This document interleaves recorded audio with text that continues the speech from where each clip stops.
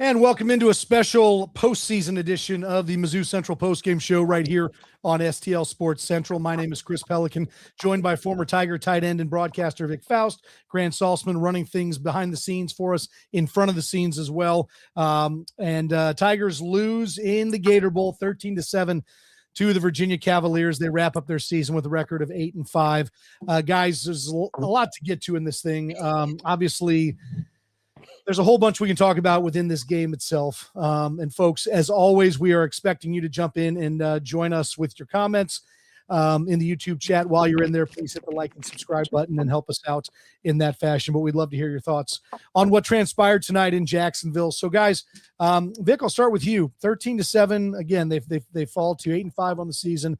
A game that just had a lot of nothing in it for the Tigers in a lot of different ways. But go ahead and let the next minute or so be your therapy session. Get it all out.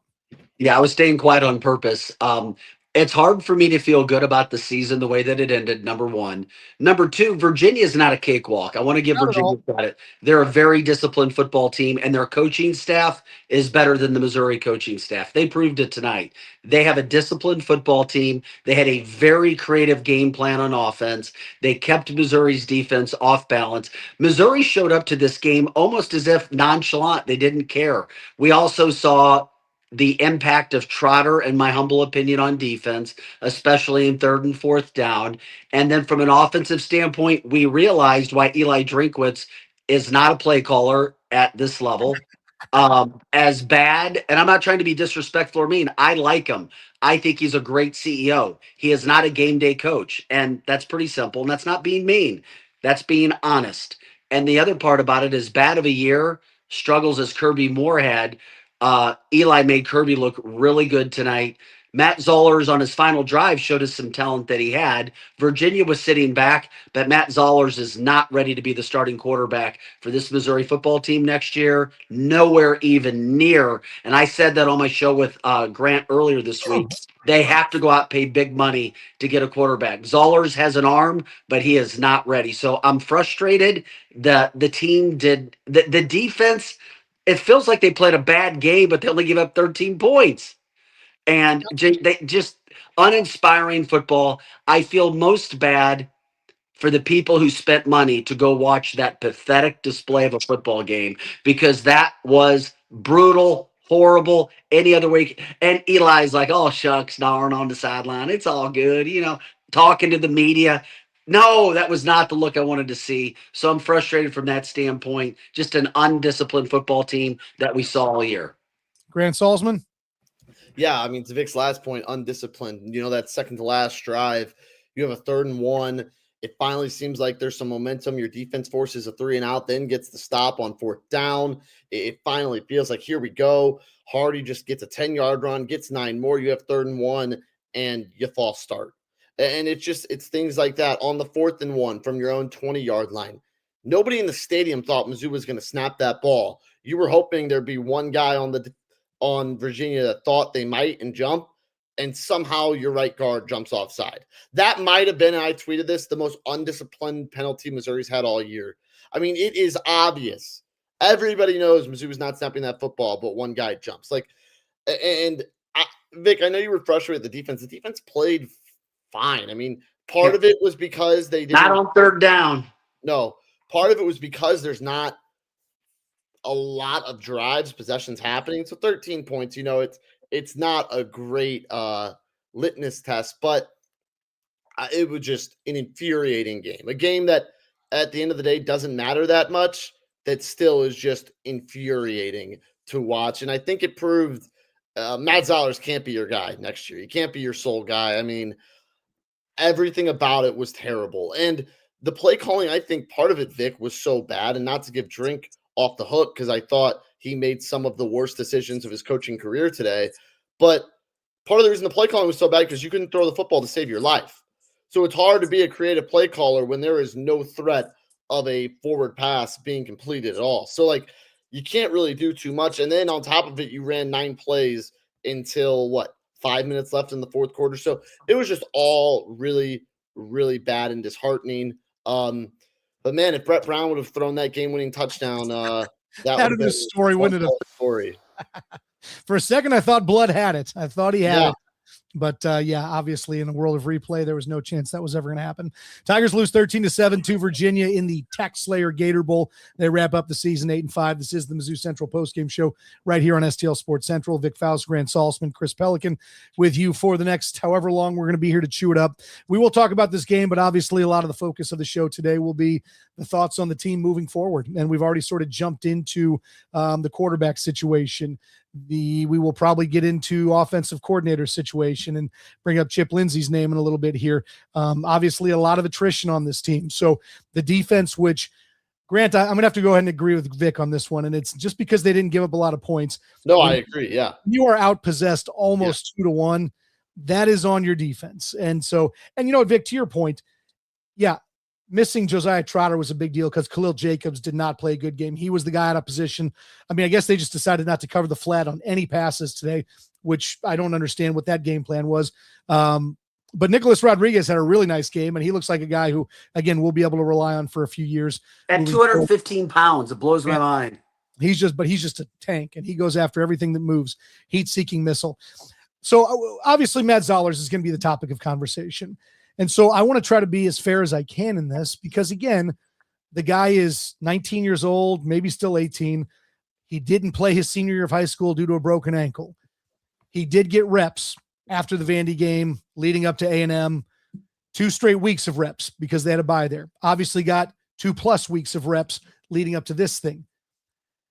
You know, this is going to be, in my opinion, the decision that sort of defines next season for Eli Drinkwitz. And I don't know if he's made any public comments to this, but do we have enough faith in Matt Zollers in any way, shape, or form, knowing if he's, but again, you saw nothing tonight. And I know you guys are both shaking your heads, but is there enough, did you see enough from a physical standpoint that would lead you to believe that an entire offseason with the first team offense, an entire camp with the first team offense would lead this guy to be something? And I'm not even going to say something great because, again, I think that that's a silly long-term, we can't sit there and say, oh boy, he's first team all SEC next year. But the question has to be asked this way. Is Matt Zollers going to be better than anything you can find in the portal at this point in time? No, In my humble opinion, no. I don't think he is. Number one, experience. Number two, he's just not he's got an off season to get better. I'm not saying that he can't be a starter in the future. He's got tremendous arm talent. He does. A couple of those throws on that last drive were like, whoa, where's this been? But then again, a part of it was what Virginia was doing. His arm talent is top notch, but it's also untamed. Over so many, 4 or 5, maybe 6 overthrows. He throws everything high. He gets the feet pitter patter. The other problem is this. If he doesn't have a line to protect him, he's going to need a lot of time to sit back there. The problem is, I don't know how good Missouri's offensive line is going to be next year. Yeah, you're going to bring somebody in. And by the way, there's like 40 quarterbacks in the portal right now that all have a ton of experience who I'm telling you, right now, at least 20 of those quarterbacks I would have taken to start tonight over Matt Zollers that are in the portal right now. Grant? Yeah, I mean, as crazy as it sounds, Mizzou wins this game with Bo Prabula. The Bo Prabula Mizzou has at Arkansas, Mizzou probably wins. Just that little thread of legs, you win this game. And that's the standard, and Zollers couldn't pass that is concerning. And it's not like Matt Zollers hasn't had experience this year. We've seen him start and play games, and he's looked good for 2 drives, like maybe a third. That opening drive in Mississippi State, you could say he looked good in. Like, other than that, there hasn't been anything. And really, that drive was one good deep ball to Donovan Olugbaday, if you really think about it. The thing, I'm not ready to totally give up on Matt Zollers. I'm not saying in 3 years he can't be the answer.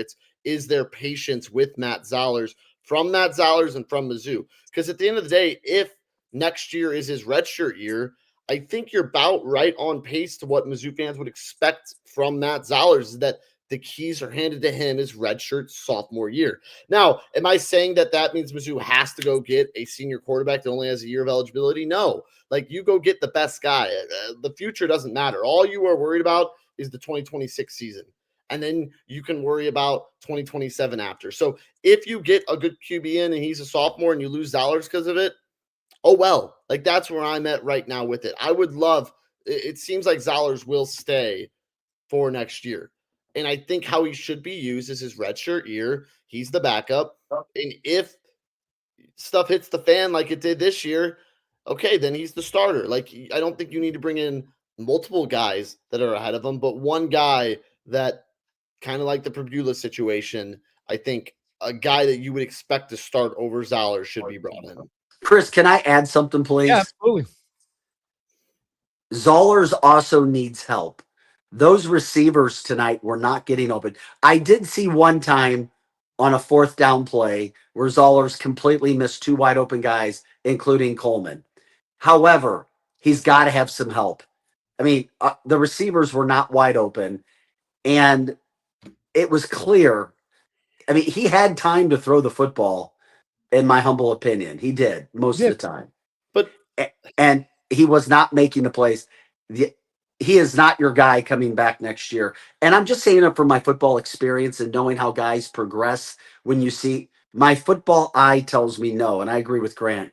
He would, I mean, I don't, in the SEC with that schedule next year, I don't know who they're going to bring in. Are they going to bring an All-American line, and then they're going to have 3 more All-American receivers to make it easy? I mean, not one throw to our tight end position tonight. That made no sense. He did early in the game, but also some of the routes.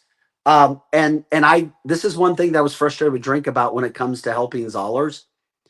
Where the hell was the play action passes? Nowhere. Why is this team so against outside of the first drive? Nothing. For the touchdown. Agreed. Unbelievable again. Nothing after that. That's what ticks me off. And then our whole run game is just stand right behind you and hand the ball off. There's different and better ways to do it. Unbelievable.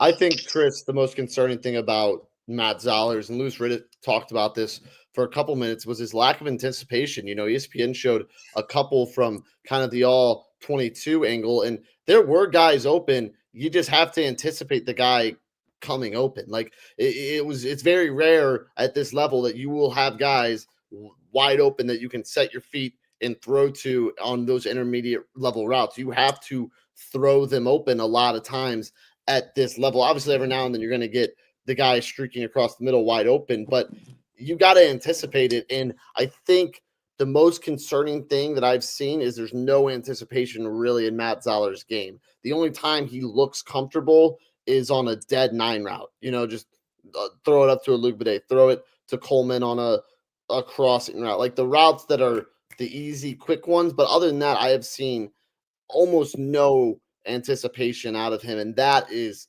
highly concerning. I would agree, guys, and I'm playing a little devil's advocate here, but deep down I agree that at this point in time, development is not something that happens at the college level. If it does, it happens at a mid-major school. It doesn't happen in the SEC, and you have to, from year to year, you've got to put the best group of people you can out there. You're not worried about what's going to happen in 2027 or 2028. So, yeah, 100%. I mean, you know, at this point in time, I feel like Drink's been honest with himself over the years about what he really has and what he does not have.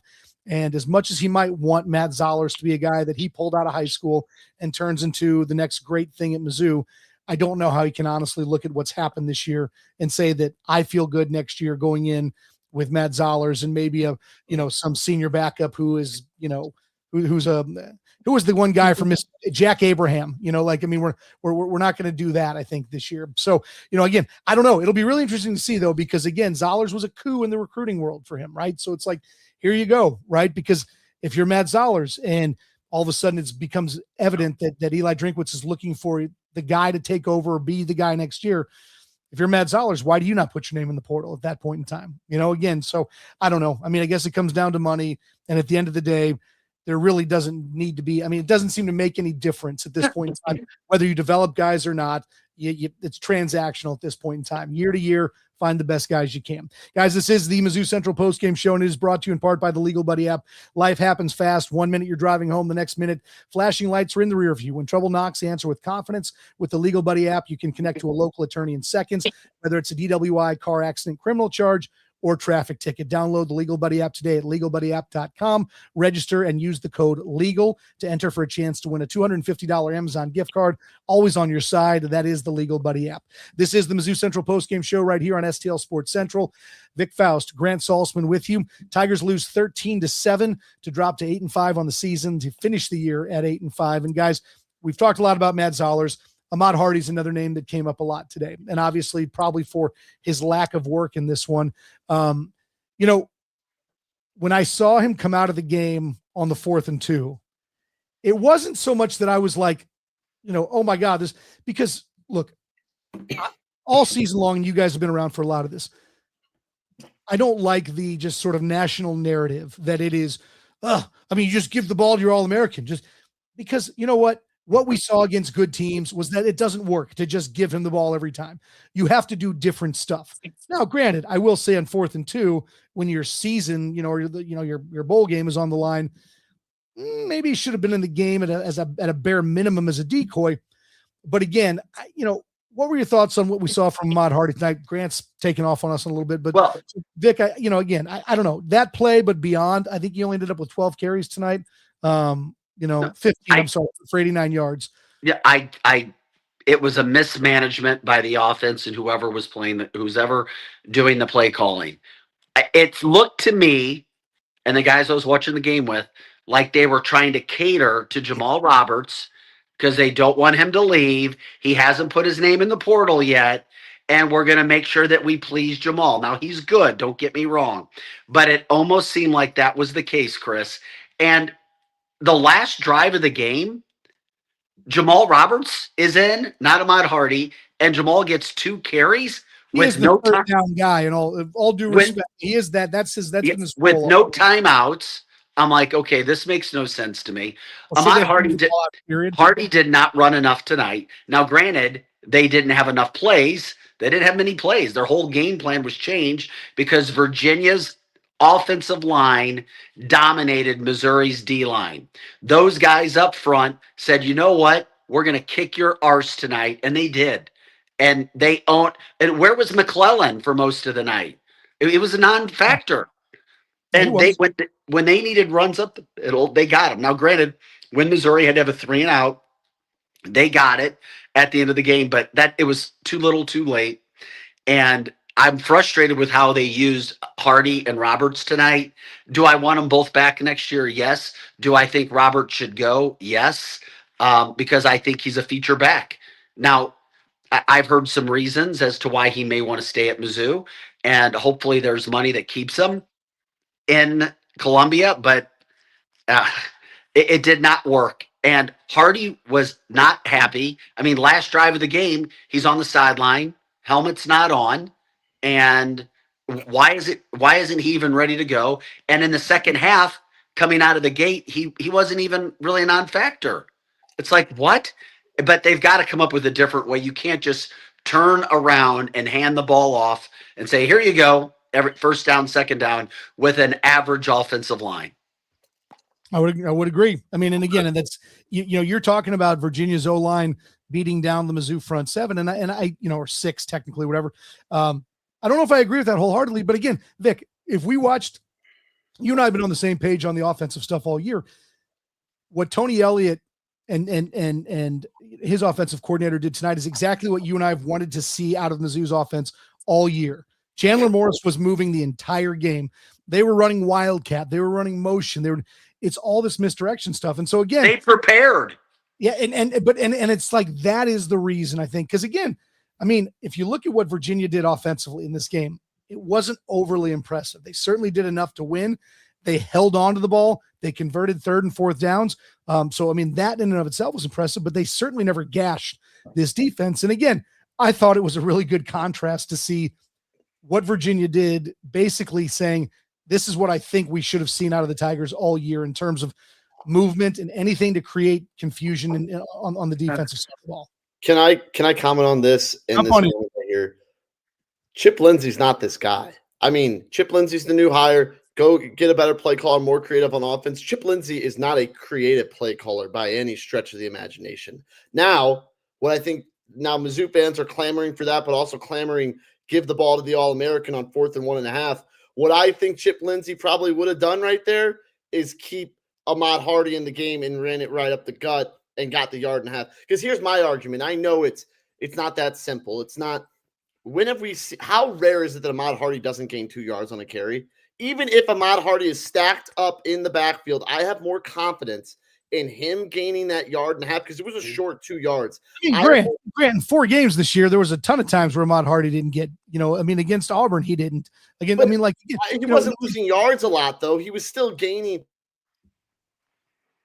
I would just tell you that I would 100% say Mizzou's biggest problem with Ahmad Hardy this year is the fact that they got uber predictable, right? I mean, the guy ended up with almost 1,700 yards rushing, but he could have had probably more had this team figured out different ways to get him the ball in different sort of running, in different formations and different options, different blocking schemes. You could tell he was frustrated with his blocking in the first half.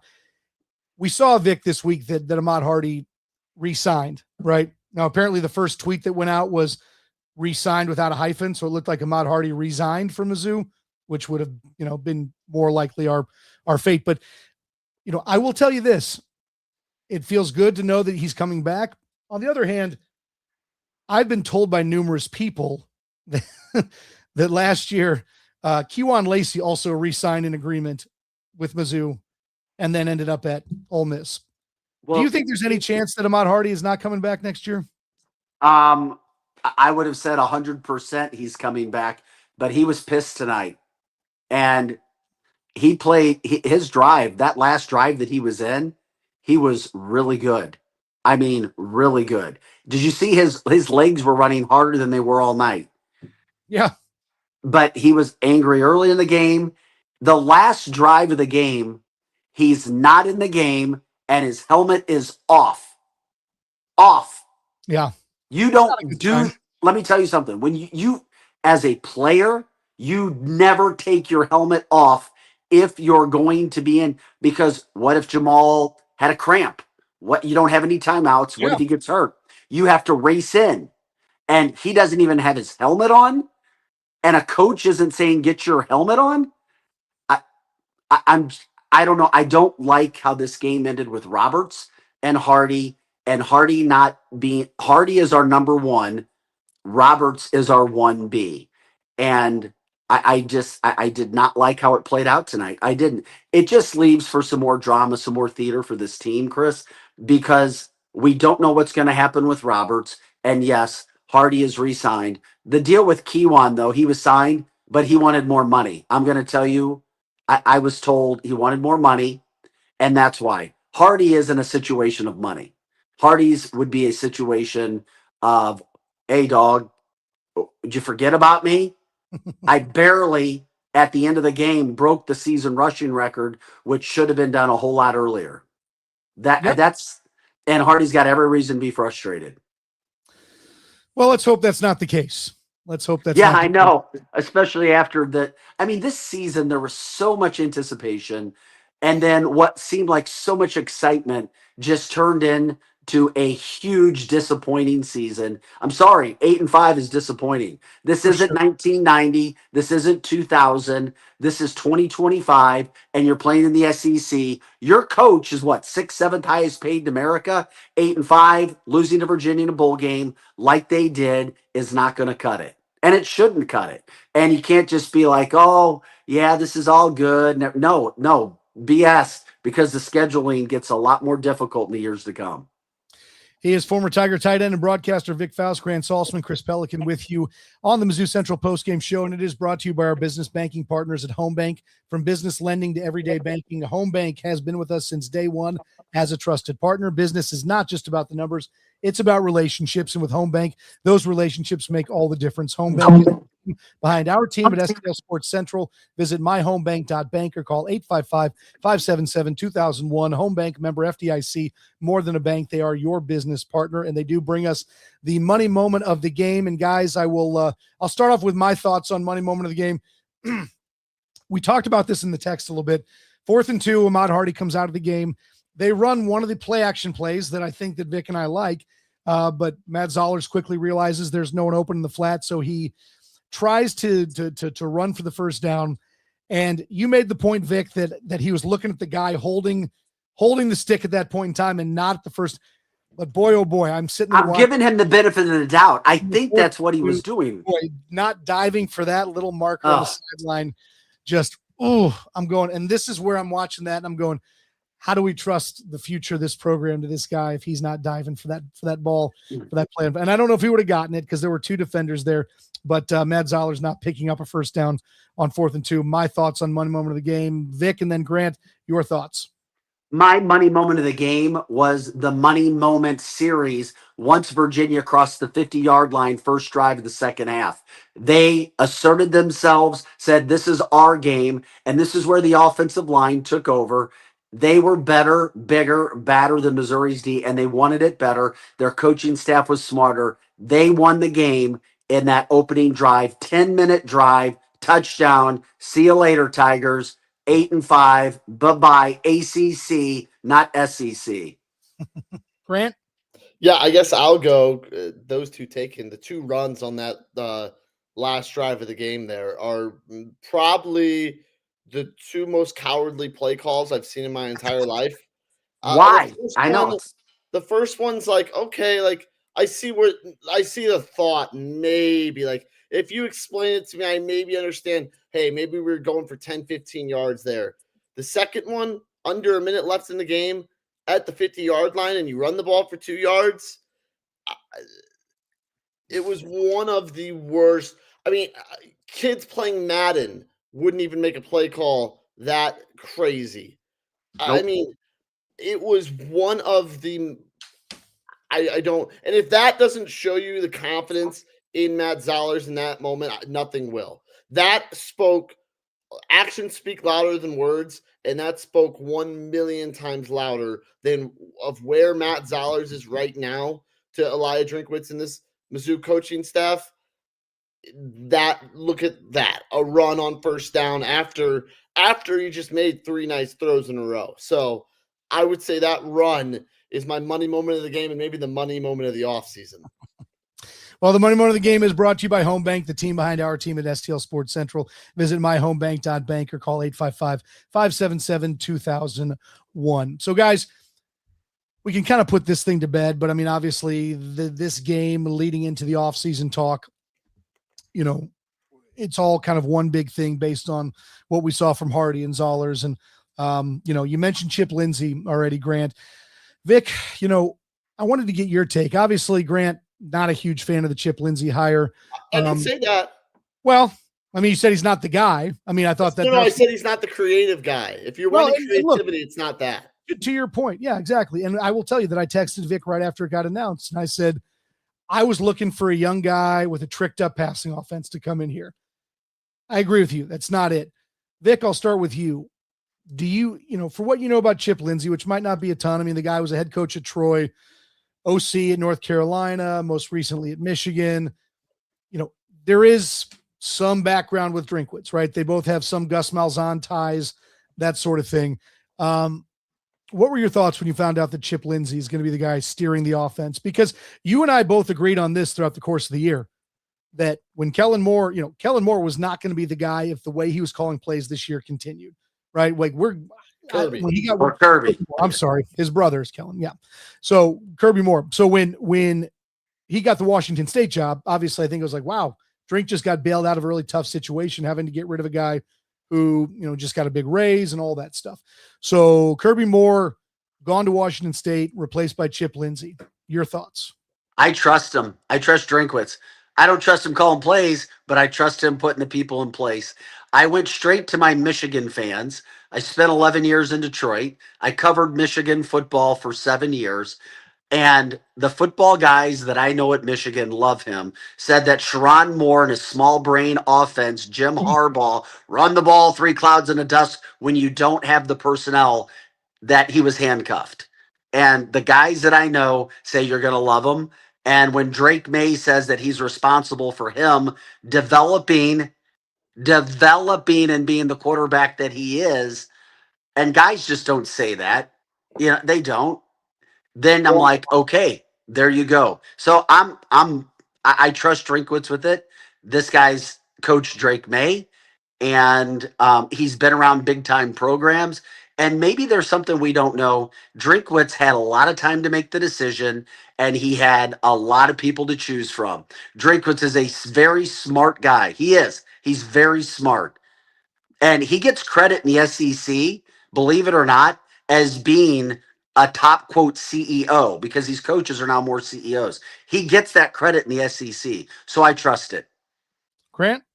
Yeah, I hope I'm wrong. I mean, and again, me saying it's not creative doesn't mean it doesn't work. I mean, it can still work. I just don't think that if you're looking for kind of the pizzazz that we saw from Virginia's offense today, I'm not sure if that's what you're going to get from a Chip Lindsey led offense. But that still does not mean it can't work. That's the thing about it. It can definitely work. And I think my most concern about Chip Lindsey is he's never been in a place for more than, I believe, 2 years consecutively. So that's definitely concerning. Is that a Chip Lindsey problem? Is it that he gets pushed out everywhere he goes? Why is he not staying? Why is there always something bigger and better for Chip Lindsey? But I think for next year, it will be curious. Maybe the run game will be a little bit more direct, and the same goes for the passing game. I've always had the thought that if your coordinators are leaving for head coaching jobs, then that means they're doing a really good job. I don't know how the Kirby Moore thing exactly played out. I know he's got roots up in that area, in that part of the country. So, and obviously Washington State is not a premier job at this point in time based on the fact that they do not really have a conference of which to play in, that sort of thing. So who knows? I mean, but he loved it. I watched Washington State play their bowl game, and I listened to an interview that they did with Kirby. He's from that area, like literally right down the road. I think it's a perfect opportunity for him where he gets to be a big fish in a small pond and do everything and anything that he wants to. And I wish him the best. And won't it be interesting to see, Vic and Grant, what that Washington State offense looks like next year? Like without I don't know. This is something we don't know. How in tune or how involved was Drink with offensive play calling and the sort of he wasn't. Well, I mean, no, I mean, and again, during the games, 100%. But if Drink is telling Kirby Moore, we're not going 5 wide, we are not going to run multiple progressions. And again, like I know part of that's personnel. They didn't have a quarterback in that room this year, maybe other than Sam Horn, who wasn't playing, who could do progress three reads down in a passing tree or anything like that. I mean, Bo Perbula was so limited as a passer. Matt Zoller's so limited as a passer. So again, but the point too is that, we never saw them really try to stretch the field. We never saw anything. We saw very, very, very vanilla play calling all year. And I'm curious if Drink said, this is what we're doing, Kirby, so call it this way. Again, I don't know. Because part of me thinks you might see a little bit more razzle-dazzle out of Kirby Moore offense when he's the one who's the ultimate decision maker. I don't know. We got to get Brett Norfleet healthy, and he's got to play. Brett Norfleet is a huge factor in that offense for any quarterback because he could be the best tight end in America with as big as he is and as athletic as he is. They need a tight end big time to help that off. You have a tight end and running backs like they have. I'm telling you, you're 60, 70% of the way in your offense. You are, but you need him in the game every freaking down, or at least most of the time, and not hurt a lot. And then, I mean, you've got Donovan coming back at receiver. And then let's see outside of that, there's just a lot of holes that they have to fill: offensive line, defensive line, and clearly receiver.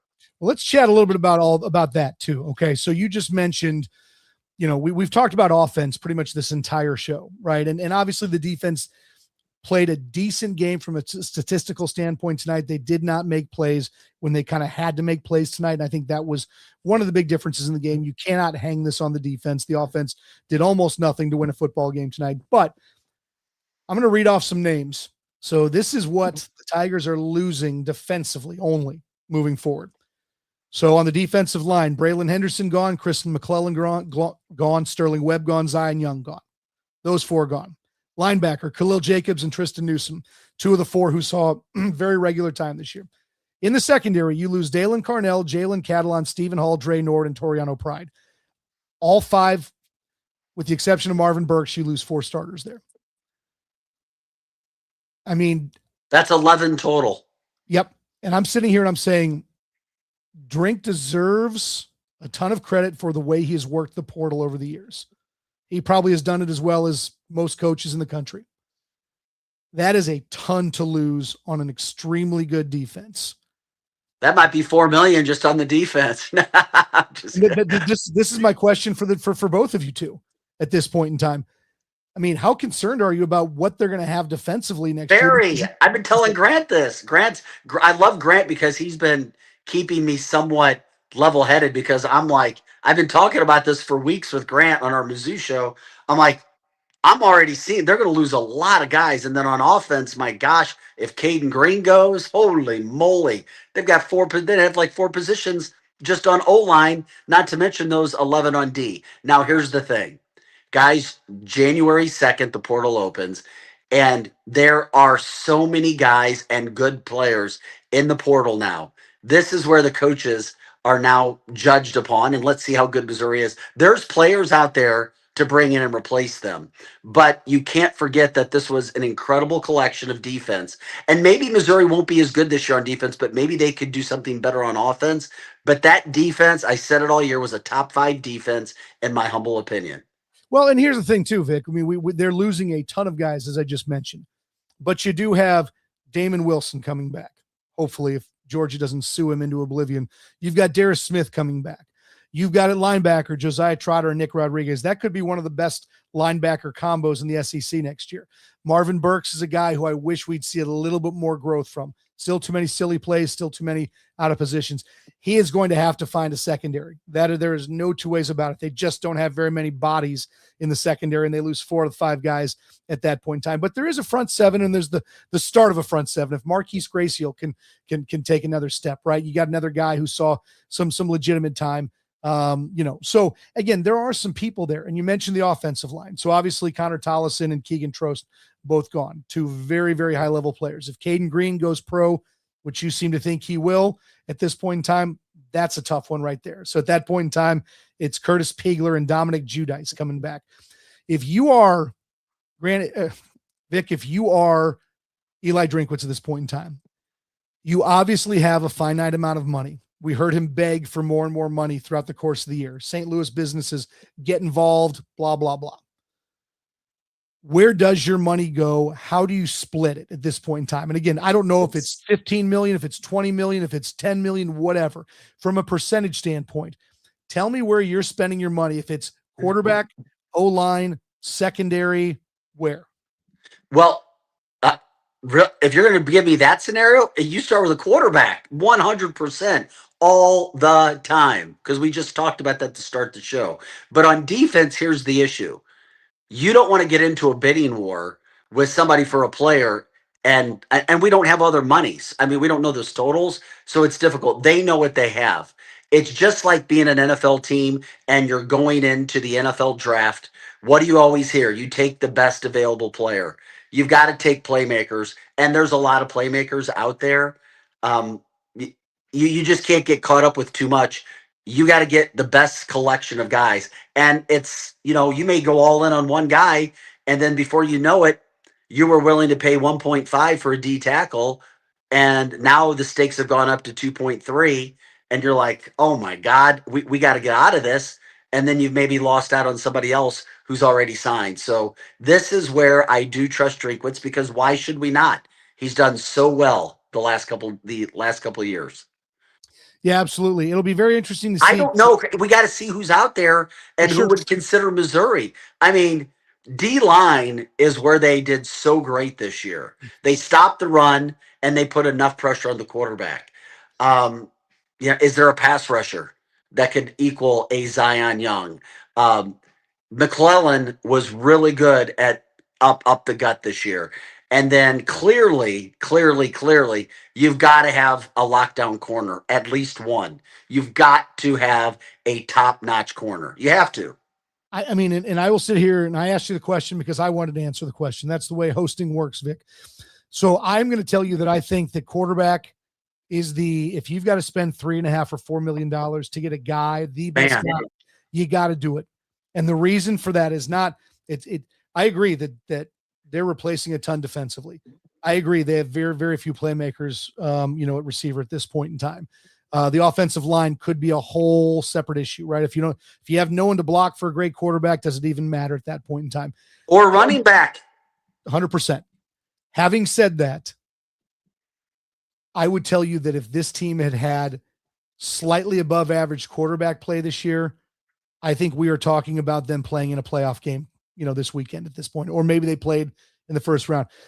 Their inability to do anything offensively in the games against OU and Vanderbilt, and honestly for a good chunk of the Alabama game, those were all winnable games. A&M was not at any point in time. However, if they'd had a quarterback who could have actually possessed the ball and done things and I know. you never know. So again, I look at this and say that a good quarterback can make your defense better by not having to be on the field as much. A good quarterback can make your receivers better. They can make your line better by being able to move the pocket and that sort of thing. So, I started all of this by saying, is Matt Zollers your guy and this and that? And no, I am 1000% with you. Again, it was a devil's advocate question at this point in time. 1000%. What Eli Drinkwitz has never done is found an elite level guy, and again, we're not talking about Brady Cook because Brady Cook was great. And Brady Cook, at this point in time, I think every Mizzou fan saw how much they missed Brady Cook this year with the level of quarterback play that we saw from this team. But at the end of the day, they need to find a guy who is an upper tier SEC quarterback, which I'm not sure they certainly didn't this year. And so how many guys, I think this is a great conversation. How many guys in the SEC were really what you would consider upper tier quarterbacks this year? A handful of them, and we say upper tier. There's no such thing as a guy that doesn't have warts, right? Like Marcel Reed played a pretty crappy game against Miami in the playoff game. Marcel Reed was great the entire season. I would 100% take in Marcel Reed. Guys like him. Mateer is a tough. No, he wasn't. He was bad. The guy played with a broken wrist for the second. Gunnar Stockton from Georgia, I'll give him credit. Simpson was great for most of the year. But Pavia is obviously a very high level guy. And again, these are the teams that are all in the playoff at this point in time. The guys that had good quarterback play. So, again, that's the level they need. They need to find their Pavia. Again, and I don't know if that guy's even out there at this point in time. But Grant, the question that we were talking about with Vic, and it's more about sort of delineation of money at this point in time. And if you're the CEO of this program, and we don't know the numbers, so I'm saying percentage wise, we listed off the fact that they basically are probably going to have about 8 to 9 new starters on defense next year. More than likely, you're going to have 2, if not 3 possible new starters on the offensive line next year. Where does your money go if you're Eli Drinkwitz and you are passing this around? Yeah, well, first off, I just want to say Drink just confirmed that Matt Zollers and Ahmad Hardy have re-signed and will return next year to Mizzou. Okay. So, we knew that on Hardy and the Zollers thing. We already knew this. We didn't know it's Zollers for sure. And who was going to take Zollers? Just see, the funny thing is that there are places that will take him, but not to be the starter next year. Not a high level program, right? No. Not a team with legit aspirations. And this goes back, and Grant, I still want you to answer this question, but it all comes back to what are legitimate aspirations for this program? Because this year, I think we all went into the year and said, this team, if things break well, should be in the playoff. And again, that would require them to win a couple games that were probably going to be tough games to win, which they did not do. So we can't really have that conversation at this point. What are realistic expectations for next year? Because the truth is we have no freaking clue what the team's going to look like next year. So you got no idea. Having said that, the bar has been raised. And Vic, you pointed out, Eli Drinkwitz is one of the highest paid coaches in the country at this point in time. And when you pay somebody that well, you should expect some element of results. So having said that, Grant, to your point, you are constructing the roster for next year. Not saying specific people, but where positionally does your money go? Well, sadly, as it is, you already have a large chunk on your offense bringing back Hardy. That's might be what your highest paid player besides. And maybe Roberts. I put a hefty chunk on another QB, one more receiver, and then it all has to go into both lines. You know, I mean, you can find guys for cheap in the DB room. You have to. Yeah, but they are very thin there with Marvin Burks being the only one coming back out of that starting group. Yes, and I'm not saying that they don't bring in DBs, but I think the guys that you drop the bag on are your linemen on each side. I think that is SEC, baby. Outside of the QB and a star receiver would obviously be everyone's hope. You know, maybe you get that guy from Ohio, the St. Louis kid again from St. Louis. Drop the money on the lines and everything else will be okay.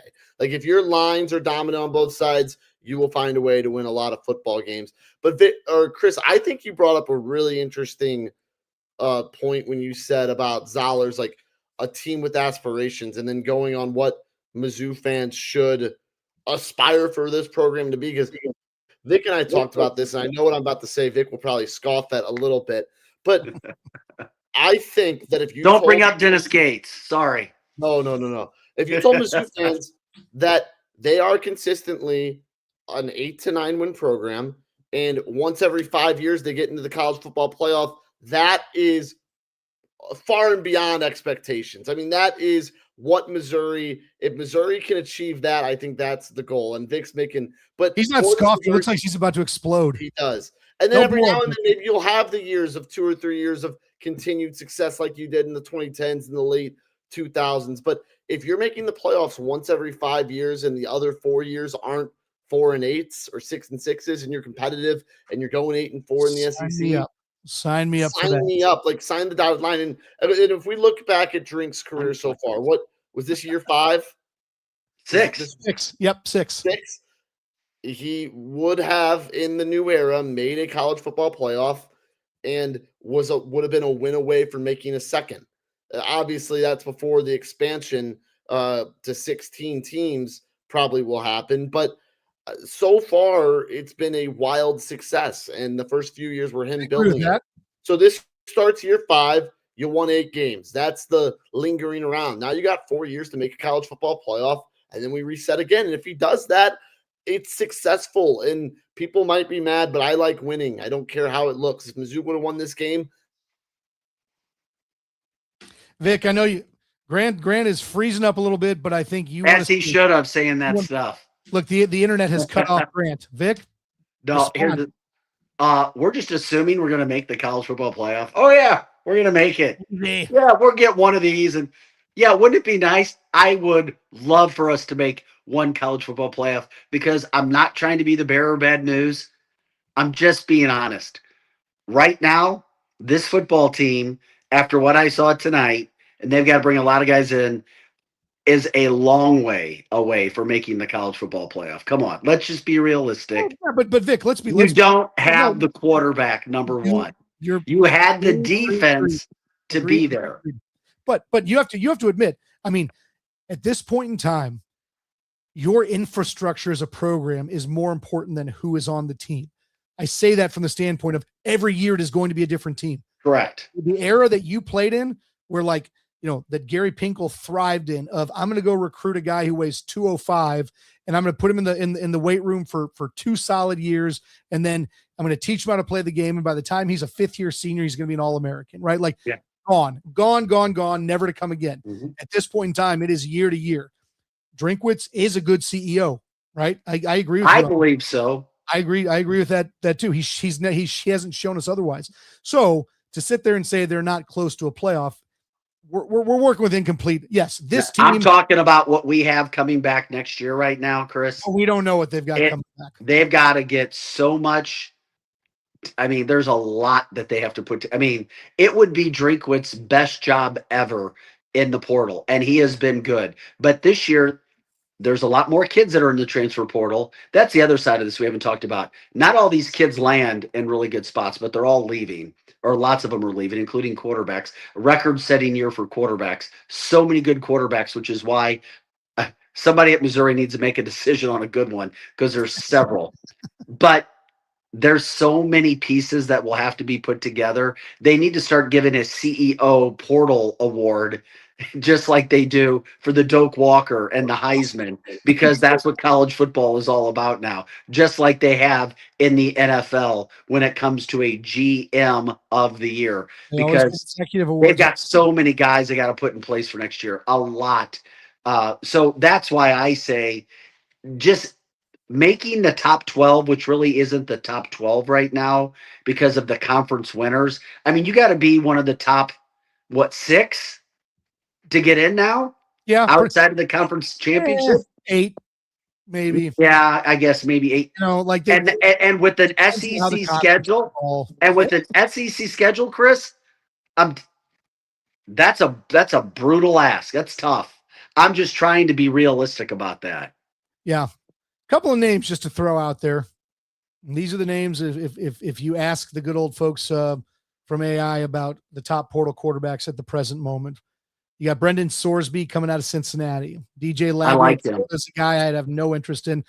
Dylan Raiola at Nebraska, the Patrick Mahomes wannabe. He's sitting out there. You've got your small school guy, Alonzo Barnett from James Madison is there. Rocco Becht from Iowa State, been a long-time winner. Josh Hoover at TCU. So there are names. There are certainly names. There's no two ways about it.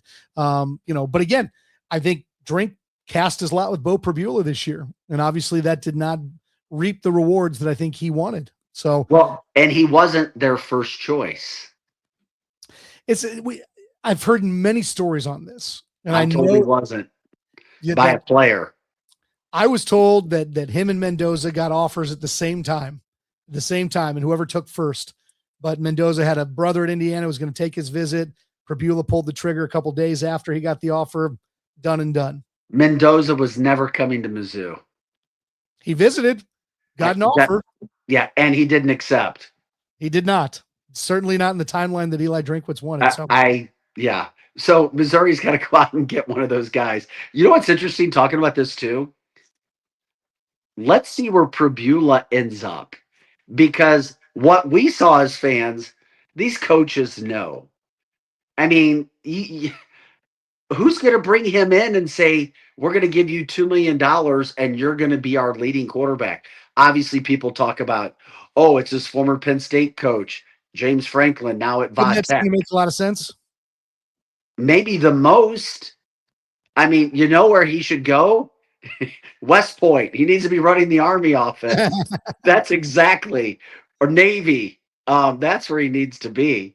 Yeah, deep down though, Vic, and here's my worst kept secret in Bo Prabula. He wasn't as good of a runner as we all thought he was going to be. They could have done stuff this year with him. And I mean, obviously breaking an ankle doesn't help you, but boy, even before that, we didn't see very many designed runs. And I know they were worried once Sam Horn got hurt, but the guy's entire rep at that point in time was running. That's all he did was come in to run in Penn State's offense. And we thought we could turn him into a thrower. Not so much on that one. This is the Missouri Central. Vic, I'm getting choked up. We've been going for 53 minutes, and I'm all out of water. But the Mizzou Central postgame show is brought to you by DraftKings. In Missouri, your moment is finally here because DraftKings Sportsbook, America's top-rated sportsbook app, is now live in your state. Now you can make every game even more exciting with the same game parlays, money lines, props, and more, all from your phone, all safe, secure, and easy to use. Missouri fans know game day, the tailgates, the noise, the passion. Now with DraftKings Sportsbook, you can bring that same energy to every snap, every touchdown, every win. And right now, new Missouri customers can bet just $5 and get $300 in bonus bets instantly. No waiting, no nonsense, just pure action powered by America's top-rated sportsbook app. Download the DraftKings Sportsbook app and use the code STL Sports. New Missouri customers bet $5 and get $300 in bonus bets instantly. That's code STL Sports. The crown is yours in partnership with DraftKings Sportsbook. Gambling problem? Call 1-800-GAMBLER. 21 plus, physically present in Missouri. Eligibility and restrictions apply. Terms at DraftKings.com/sportsbook. Bonus bets expire 7 days after issuance. For additional terms and responsible gaming resources, see sportsbook.draftkings.com/promos. Tigers lose 13-7 to Virginia to wrap up their season in the Tech Slayer Gator Bowl. They finished the year 8-5, 4-4 in SEC play. Vic, let's go ahead and put a bow on this season. Give me your thoughts on the. Oh, look at that! My son just comes and saves me with a glass of water. Love him. Your thoughts on a a season that certainly probably fell short of our expectations. Where they go from here. It's been a fun year, my friend, but I'm curious what your thoughts are on where we've been and where we're going. First off, obviously, the first part of the year was amazing, gave us all kinds of excitement. I have never had more fun at Missouri football games with anticipation and excitement watching what Mizzou was doing, especially the victory at Kansas the day of Missouri coming back. It was fantastic. Then the disappointment in the second half of the season, Bo Perbula going down. Those were the frustrating things. Desperately wanted a victory tonight, more so than I can remember for a Missouri team in a bowl game, just so you could end it on a positive note because they were losing a lot of players. Didn't happen, and it went back to the same thing. This was a team that was very undisciplined on offense, couldn't throw the ball, as we know. One of the best running performances we will ever see. Maybe we'll get another one next year. Special teams were terrible. Kicking, what could have been. Those are the things that remember. But at the end of the day, from a positive standpoint, I really don't know. And I'm telling you right now that we will see a defense, a collective defense that was this good for quite some time. In my humble opinion, and I said it early, I said it probably fifth game on, that it was shaping up to be one of the best defenses. And when I watched them go toe to toe with Alabama, I went, whoa. Up front, they are every bit as good, if not better. The offense keeps putting them in bad spots. It was a top 5 defense. It was the best defense I have ever seen at Missouri, and I am not overstating that. And I've been associated with this program as a player, broadcaster, fan since 1989, 1990, the best defense. So I just wanted to think of, and make sure that we remembered the defense for how good they were this year and how they kept Missouri in several games that they should not have been in. I would agree with you, my friend. I think you and I can get philosophical at times on this stuff because we remember how bad it used to be. And so, from that standpoint, I love the fact that I'm sitting here on December 27th or whatever it is, 28th, I don't even know what the date is, and we're disappointed with an 8-win season in the SEC. Now, again, they lost. Chris, who did they beat, man? That's the thing. They lost every game that meant something other than, the KU game. And I love this. I love this school. I love this team. I love this staff, just like you. But and I will say back in the day, they lost games to the Mississippi States of the world and the Arkansas of the world. And so it's nice to be a team that, was just beyond that first tier. So again, having said that, but I will agree with you that this was a tremendous missed opportunity. And I think what we have to look at with these teams is it's a year-to-year deal at this point in time. There is no such thing as program building. It is year to year. You are right. The defense may have been as good as we will see for a long, long time. Obviously, they swung and missed at the quarterback position, and that was what kept them out of the playoff.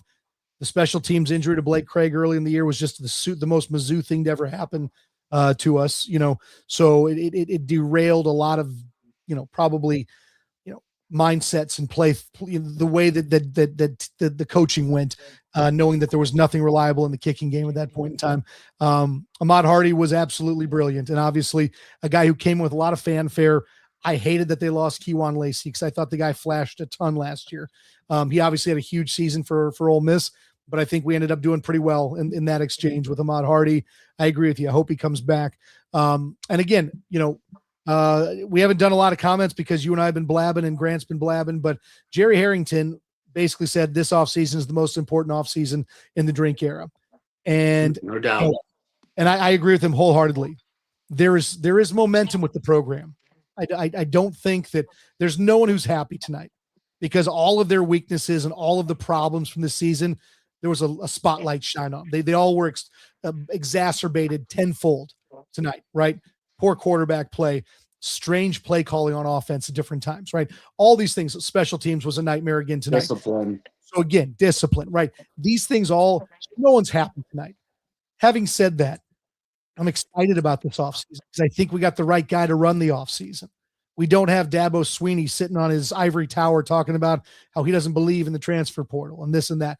Eli Drinkwitz has embraced the new era of college sports and football in general. I hope that his cries to business leaders around the state have been answered with money. I understand that it's a lot to ask people to continuously give money, especially for 8-win seasons. But, Drink is the best salesman I think that's ever been the coach at Mizzou. And he's the perfect guy for this era. So again, I can sit here and be highly disappointed in a season that saw them lose every 50-50 game that they had and underdog game they had. They could have been playing in this playoff if a few things broke their way, but this is sports. If ifs and buts or blah, blah, blah, whatever. But I do think again that despite the fact that they're losing almost their entire defense, that Eli Drinkwitz is the guy to get this fixed. And I do think that he will surprise us. The fact that Matt Zollers is signed and coming back next year, I'm very curious to see what that means. Because if Eli Drinkwitz goes into next year and reloads on defense and finds a great secondary and brings in a couple of playmakers on offense, and Matt Zollers is the guy who enters spring ball and then summer camp as the number one guy, I think it's a lot of work for nothing again. So I don't know. I mean, this is it's an interesting thing. Is Bryce Underwood coming to Missouri from Michigan? I'm going to guess not, because what did he get 10 million or something insane like that? Larry Ellison with Oracle's been paying him. I don't know. We'd have to really step up our game. And you know what? What did Bryce Underwood do this year that would really make you excited? Nothing. I know. Sharon Moore was his coach. My gosh. But I would 1,000% rather take some of these guys who have won games at other programs. Absolutely. There's so many. There's a lot of polished quarterbacks here. There really are. Yeah. You know what? The other thing, real quick, too, Chris, before we get out of here, I know it's been a long show. Missouri is doing a top-notch job with their recruiting department. I talk to these guys because of a reason a lot. Jared Russell does a phenomenal job in that recruiting department, and they just went out and took a top-notch guy away from Tennessee, a guy that had coached at Missouri before. They're putting and investing a lot of money into that recruiting department. And I think Missouri fans should feel good about that too, because they are that committed and smart enough and visionaries to know we have to have even more people from a standpoint with recruiting. So we'll see. We'll see. Maybe there's a reason exactly, again, why they're doing so well. They're putting the money into the places where you have to, as any good corporation would. I would tell you the leadership is good, and that goes above Eli Drinkwitz as well. So I 100% would agree with you, Vic, on that, and that's a reason that I feel like there should be some element of confidence in this program. Well, my friend, it's been a lot of fun. Been a lot of fun this year. For you, Howard Richard, Grant Salzman, everybody who has joined us throughout the course of this year, buddy, I appreciate you. Hope you guys have your family has a wonderful new year. All that fun stuff. And again, man, it's been a lot of fun doing this year. Now I get to do 18 SEC basketball games. And I'm not sure, along with my pal Kareem Rush, I'm not sure how many of those I'm going to actually want to show up for. So anyway. Oh my God, go Mizzou, Kareem and Chris. Loved it, buddy. Thanks again. And thanks for everybody listening to us in this first year of our campaign with the post-game shows. I'm looking forward to year 2, my friend. You got it. He is Vic Faust. For Vic, for Howard Richards, for Grant Salzman, for everybody else who has helped us with the programs this year, I'm Chris Pelican. This has been the Mizzou Central Postgame Show, and we will see you next year.